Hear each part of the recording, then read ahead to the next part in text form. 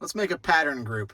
So I've already got some patterns loaded, 3 straight lines and a curve, and I want to use all 4 of these. So I'm going to go ahead and load that first line.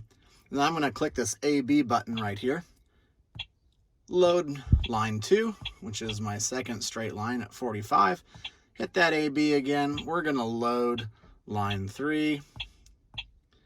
And finally, we'll load that curve.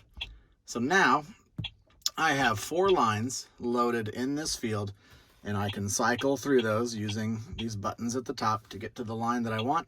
And for easier access in the future, I could click Save Group, and we're going to name this Greenfield.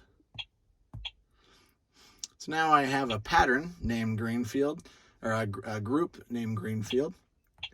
And if I come back to this field in the future and I want all 4 of those lines again, I can click Load Pattern.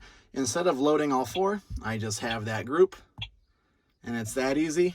I've got all 4 of those lines available, just like that.